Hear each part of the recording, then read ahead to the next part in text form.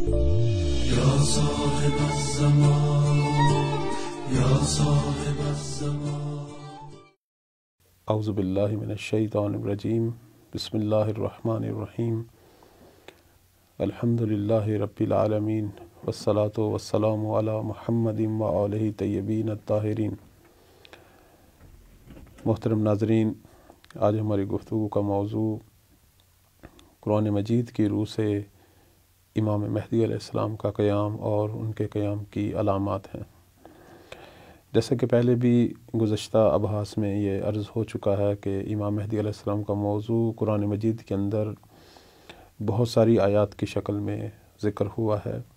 اور یہ کائنات کا بہت بڑا واقعہ ہے۔ کیسے ہو سکتا ہے کہ جہاں اتنے چھوٹے چھوٹے مسائل قرآن مجید میں ذکر ہوں، وہاں اتنا بڑا واقعہ، اتنا بڑا مسئلہ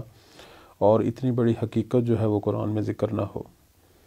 لہٰذا ہمارے مفسرین یہ کہتے ہیں کہ قرآن مجید کی 100 سے زیادہ آیات ہیں جو مولا امام زمان علیہ السلام کے موضوع کو بیان کر رہی ہیں، اور مولا امام زمان علیہ السلام کے موضوع کو جو آیات بیان کرتی ہیں وہ بہت ساری چیزوں کو بیان کرتی ہیں۔ ان کے ظہور کو بیان کرتی ہیں، ان کی شخصیت کو بیان کرتی ہیں، ان کے القاب کو بیان کرتی ہیں، اسی طرح ان کے زمانہ ظہور کی طرف اشارہ کرتی ہیں، اس زمانے کی جو خصوصیات ہیں ان کی طرف اشارہ کرتی ہیں۔ آج آپ کی خدمت میں کچھ آیات اس حوالے سے بیان کرتے ہیں۔ جیسے سورہ فصلت کی آیت جو ہے، آیت 53، اس کے اندر پروردگار فرما رہا ہے کہ اعوذ باللہ من الشیطان الرجیم سنریہم آیاتنا فی الآفاق وفی انفسہم حتی یتبین لہم انہ الحق اولم یکفی بربک انہ علی کل شیء شہید۔ ہم عنقریب انہیں اپنی نشانیاں آفاق عالم میں دکھائیں گے، اور خود ان کی ذات میں بھی، یہاں تک کہ ان پر واضح ہو جائے کہ یقیناً وہی اللہ حق ہے۔ کیا تمہارے لیے تمہارا رب کافی نہیں، اور جو یقیناً ہر چیز پر اچھی طرح سے شاہد ہے۔ اس آیت کے اندر پروردگار 2 قسم کی نشانیوں پر اشارہ فرما رہا ہے، آفاقی نشانیاں اور انفسی نشانیاں۔ آفاقی نشانیاں جو ہیں، یہ اس کے حوالے سے 2 احتمال ہیں۔ ایک احتمال جو ہے وہ یہ ہے کہ یہاں آفاق مراد ہے، ایک احتمال ہے یہاں شاید آفاقی ہونا مراد ہے۔ آفاق سے مراد جو ہے وہ کائنات کے اندر جو حقیقتیں ہم دیکھ رہے ہیں وہ ہیں، مثلاً سورج ہے، سورج کی خلقت ہے، چاند ستارے ہیں، یا زمینی موجودات جیسے انسان ہیں، حیوانات ہیں، نباتات ہیں۔ انفسی نشانیاں، باطنی نشانیاں جو ہیں، اس سے مراد انسان کے اعضائے بدن ہیں جن کو وہ نہیں دیکھ رہا لیکن اس کے اندر موجود ہیں۔ اس کا قلب ہے، اس کا مغز ہے، اس کے اندر خون ہے، اس کا تنفس کا نظام ہے۔ لیکن آفاقی نشانیاں جو ہیں، اس سے مراد کیا ہے؟ اس سے مراد وہ روحانی معنوی مراحل ہیں جو انسانوں نے یا عالم اسلام نے طے کرنے ہیں۔ مثلاً آئندہ مستقبل کے اندر جو جنگیں ہوں گی، اس میں بالآخر عالم اسلام کو جو فتح حاصل ہوگی، یہ آفاقی نشانی ہے۔ پوری دنیا پر جو ایک حکومت اسلام کی قائم ہوگی، دنیا میں جو عدالت پھیلے گی، دنیا سے ظلم و ستم ختم ہوگا، دنیا میں پروردگار کی صرف عبادت ہوگی، شرک کفر ختم ہوگا، یہ آفاقی نشانی ہے۔ جیسے صدر اسلام میں کفار اور مشرکین حیران تھے کس طرح مسلمان جو کہ اقلیت میں تھے، تھوڑے تھے، لیکن بڑی قوت کے ساتھ اور سرعت کے ساتھ جزیرۃ العرب پر جو ہے وہ قابض ہوئے اور کفار کو، مشرکین کو شکست دی۔ یہ بھی آفاقی نشانی تھی۔ تو اس آیت کے اندر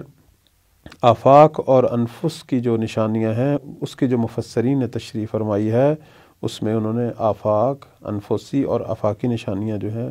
اس کی بظاہر یہی تفسیر کی ہے جو آپ کی خدمت میں بیان کی ہے۔ یہ آیت کا ظاہر ہے، لیکن جیسے پہلے بھی عرض ہو چکا ہے کہ قرآن کے اندر سب کچھ موجود ہے، تمام حقائق قرآن کے اندر موجود ہیں، اور یہ جو حقائق قرآن میں ہیں، کچھ اس کے ظاہر میں ہیں، کچھ باطن میں ہیں۔ جو چیزیں قرآن کے ظاہر میں ہیں اسے علم تفسیر کے ذریعے بیان کیا جاتا ہے، جیسے ابھی آپ کی خدمت میں کچھ چیزیں بیان کی۔ لیکن کچھ چیزیں جو قرآن کے الفاظ کے ظاہر میں نہیں ہیں لیکن اس کے باطن میں ہیں، جیسے کہ بعض روایات یہ کہتی ہیں کہ قرآن کی ہر آیت کے 7 باطن ہیں، اور بعض تو یہ کہتی ہیں 70 باطن ہیں، اور یہ جو اس کے باطن میں ہیں یہ علوم غیبیہ میں سے ہیں، اور علم غیب کا مالک پروردگار ہے، اور وہ یہ علم غیب جو ہے اپنے نمائندوں کو انبیاء اور ائمہ کی شکل میں ان کے بھی یہ علم غیب جو ہے وہ عطا فرماتا ہے۔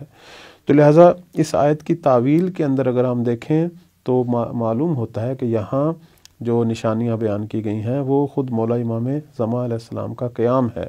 اور ان کے قیام کے ذریعے پوری دنیا پر عالم اسلام کی فتح، اسلامی عالمی حکومت کا تشکیل پانا، اور بہت بڑا عادل معاشرہ کہ جس کے بعد پھر ظلم کی گنجائش نہیں ہے، یہ تشکیل پانا جو ہے یہ اس آیت کے اندر بیان ہوا ہے۔ مثلا اس حوالے سے جو ایک مشہور روایت ہے اصول کافی کے اندر بیان ہوئی ہے، جناب ابو بصیر یہ کہتے ہیں کہ میں نے امام صادق علیہ السلام سے پوچھا اس آیت کی تفسیر کے اندر کہ یہاں کیا مراد ہے کہ حتی تبین الرشد جو ہے اس سے کیا مراد ہے؟ تو فرماتے ہیں کہ یہاں مراد جو ہے اس آیت کے اندر وہ قائم کا قیام ہے۔ ابو بصیر کہتے ہیں کہ میں نے اس آیت کے اندر یہ پوچھا کہ یہاں حتی یتبین سے مراد کیا ہے؟ حتی یتبین لہم انہ الحق، ابو بصیر کہتے ہیں کہ میں نے امام صادق علیہ السلام سے پوچھا کہ اس آیت کے اندر حتی یتبین لہم انہ الحق اس سے کیا مراد ہے؟ تو مولا امام صادق علیہ السلام فرماتے ہیں کہ یہاں مراد جو ہے وہ قائم کا قیام ہے، کیونکہ یہ قیام پروردگار کی جانب سے ہوگا، لوگ انہیں دیکھیں گے، اس کے سوا چارہ نہیں، یعنی ہر صورت میں یہ قیام واقع ہوگا۔ یہ وہ حقیقت ہے جو ہر صورت کے اندر جو ہے وہ لوگوں پر واضح ہوگی، اور اس حقیقت کے بعد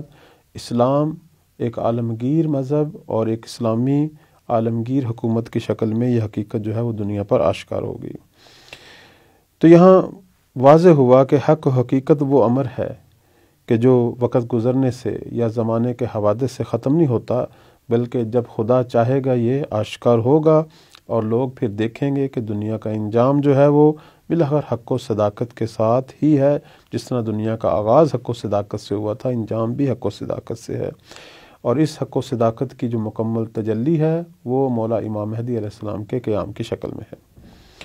اب اس قیام کی جو علامات ہیں اس کے بارے میں بھی ایک آیت جو ہے آپ کی خدمت میں بیان کرتا ہوں۔ سورہ مدثر میں آیت ہے فَإِذَا نُقِرَ فِي النَّاقُورِ، کہ یعنی پھر سور پھونکا جائے گا۔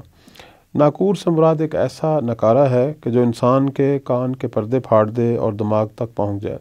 سور پھونکنے کا ذکر جو ہے وہ قرآن و حدیث میں کئی مقامات پر ہوا ہے۔ ظاہراً تو اس سے مراد یہی ہے کہ سور پھونکا جائے گا اور لوگ جو ہیں وہ مر جائیں گے اور دوبارہ زندہ ہوں گے۔ پہلی مرتبہ جب سور پھونکا جائے گا لوگوں کو موت آئے گی، اور جب دوسری دفعہ سور پھونکا جائے گا تو قیامت کے لیے بیدار ہوں گے۔ ظاہراً تو اس کی تفسیر میں یہی کچھ کہا گیا، لیکن اگر ہم آیات کی تعویل کے حوالے سے روایات اور احادیث کی طرف جائیں تو اسی آیت کی تعویل میں کچھ ایسی روایات ہیں جو بتاتی ہیں کہ اس کے اندر قیامت یا محشر کا سور جو ہے وہ مراد نہیں ہے، بلکہ یہ امام مہدی علیہ السلام کے ظہور کے بارے میں ہے کہ جو اللہ کی طرف سے الہام اور اذن حاصل ہوگا امام کو ظہور کے لیے، اس سے مراد وہ سور ہے۔ اس حوالے سے اصول کافی کے اندر ایک مفصل روایت ہے جس میں مولا امام صادق علیہ السلام فرماتے ہیں کہ فَإِذَا أَرَادَ اللَّهُ، کہ جب اللہ تعالیٰ ارادہ کرے گا کہ مولا امام زمان علیہ السلام ظہور فرمائیں تو نَكَتَ فِي قَلْبِهِ نُقْطَةً، تو امام کے دل کے اندر پروردگار کی طرف سے ایک الہام ہوگا، ایک اذن جو ہے انہیں پروردگار کی طرف سے ملے گا کہ فَظَهَرَ فَقَامَ بِأَمْرِ اللَّهِ تبارک و تعالی، کہ اس کے بعد پھر امام ظہور فرمائیں گے اور خدا کے حکم سے قیام کریں گے۔ تو بس یہ آیت جو ہے ہمیں بیان کر رہی ہے، اس آیت کے اندر ایک ہی علامت کی طرف اشارہ ہوا ہے، وہ سور اور اس میں لوگوں کا جمع ہونا۔ تو یہ آیت یہ بیان کر رہی ہے کہ انسان کو اپنے مولا کا مطیع اور فرما بردار ہونا چاہیے۔ جب بھی امام زمانہ علیہ السلام کے ظہور کا وقت ہو تو اس سے پہلے اپنی تیاری رکھنی چاہیے، اور مولا کے ظہور کے بعد ان کی ہمراہی ہونی چاہیے۔ اور یہ ظہور کب ہوگا؟ جب پروردگار کی مشیت ہوگی، جب اس کا اذن ہوگا، اور ورنہ یہ غیبت کبریٰ اسی طرح جاری رہے گی۔ یہ غیبت کبریٰ اسی وقت ختم ہوگی جب پروردگار کی طرف سے مولا کو اذن ظہور ہوگا، اور یہ اذن ظہور ہونے کی صورت میں جو مولا کے مطیع ہوں گے، جو اس سے پہلے ان کے ظہور کا انتظار کر رہے ہوں گے، وہ مولا کی ہمراہی کریں گے، اور یہاں سے مولا کا وہ عالمگیر قیام شروع ہوگا جس کے نتیجے میں دنیا جو ہے وہ پوری دنیا پر پروردگار کے پسندیدہ دین اسلام کی حکومت کو دیکھے گی، پھر دنیا میں شرک و کفر یا کافر و مشرک کا وجود باقی نہیں رہے گا، اور دنیا ساری کی ساری جو ہے وہ پروردگار کی صحیح معنوں میں عبادت گزار ہوگی، جیسے پروردگار دیگر آیات میں بھی فرما رہا ہے کہ اس زمانے میں لوگ میری ہی صرف عبادت کریں گے۔ تو اللہ تعالی ہم سب کو توفیق دے کہ ہم ان آیات کی روشنی میں اپنے امام کی معرفت حاصل کریں، ان کی طرف توجہ پیدا کریں، اور ان کے جو منشا ہے اور ان کے دوسرے لفظوں میں جو فرامین ہیں ان سے آگاہ ہوں، اور اپنے آپ کو ان کے فرامین اور ان کی منشا کے مطابق تیار کریں۔ والسلام علیکم ورحمۃ اللہ وبرکاتہ۔